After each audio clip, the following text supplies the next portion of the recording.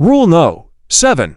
Liam had been searching for a place to live for weeks, his patience wearing thin after a string of overpriced apartments and sketchy neighborhoods. When he stumbled upon the ad for the shared apartment, it felt like a miracle. The rent was cheap, the location ideal, and the picture showed a cozy, well-maintained space. It seemed too good to be true, but Liam was desperate enough not to question it. When he arrived for the interview, the housemates greeted him warmly.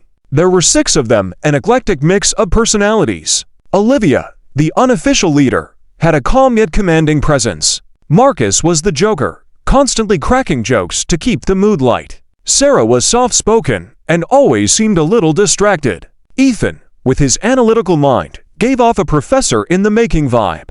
Danielle was the heart of the group, always making sure everyone felt included, while Noah was reserved, watching everything but saying little. After a quick tour of the apartment, Olivia sat Liam down. They explained the rules of the house: no loud music after 10 p.m., clean up after yourself, don't take food that isn't yours, and, most importantly, never enter room 7. Liam had glanced at the door in question during the tour. It was an unassuming wooden door at the end of the hallway, blending in with the others. At the time, he hadn't thought much of it. When he asked why, Olivia shrugged and said, "It's just the rule. We all follow it. If you can't, this isn't the place for you." He nodded, eager to secure the room. He wasn't the type to cause trouble, and it wasn't like he had a reason to snoop around. They gave him the room next to room 7, and he moved in the next day. At first, everything was perfect. The housemates were friendly and respectful, and Liam quickly fell into the rhythm of shared living. Occasionally, he'd notice the others exchanging glances when the topic of room 7 came up, but he chalked it up to house quirks. Everyone had their secrets, and Liam wasn't the prying type. But as the weeks went by, little things began to nag at him. Sometimes, he thought he heard faint noises coming from room 7, soft whispers, or the sound of something heavy being dragged. Once, in the middle of the night, he woke to the sound of a door creaking open.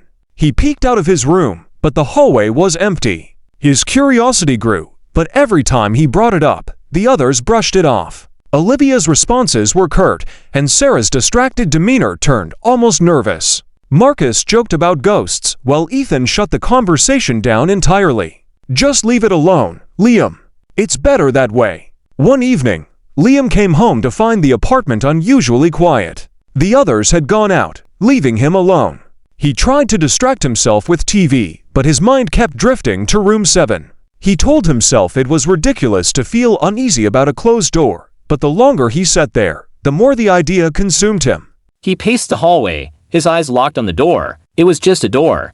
What harm could there be in taking a quick look? Maybe it was just a storage room, or maybe the others had a private setup they didn't want disturbed. Whatever the reason, he was tired of being kept in the dark. With a deep breath, he grasped the doorknob. To his surprise, it turned easily, as though it had been waiting for him. The door creaked open, revealing a dark, musty room. Liam hesitated before stepping inside. The air was heavy, the kind that seemed to cling to his skin. As his eyes adjusted to the dim light, he saw that the room was empty except for a single chair in the center. On the chair sat a small box. Liam approached cautiously, his heart pounding. The box was plain and wooden, with no markings. Against his better judgment, he opened it. Inside were photographs, hundreds of them, all of people. Some were smiling, others looked terrified. Each photo was dated, and Liam's stomach dropped when he saw the date spanned decades. His fingers trembled as he shuffled through the photos. The last few were of his housemates, each of them with a different expression. The final photo was of him. He stumbled back, dropping the box. The photos scattered across the floor, and Liam's breath quickened as the whispers he'd heard before grew louder. They weren't coming from the room, they were coming from the walls, the floor, the very air around him. The door slammed shut behind him, and the whispers turned into a deafening roar. Liam screamed, clawing at the door, but it wouldn't budge. He felt the room closing in, the walls seeming to pulse and breathe. When the door finally opened, the others were standing there, their faces somber. Olivia stepped forward, her voice steady but laced with regret. "We told you not to go in." Liam tried to speak, but no words came out. He looked down at his hands, only to see them fading, his fingers turning translucent. Panic gripped him as his body began to dissolve, piece by piece, until he was nothing but a whisper in the air. The others stood silently as the room settled. Marcus picked up the scattered photos, placing them back in the box. Olivia closed the door and locked it, her expression unreadable. Life in the apartment continued as usual. A new ad was posted online, and it didn't take long for another hopeful tenant to apply.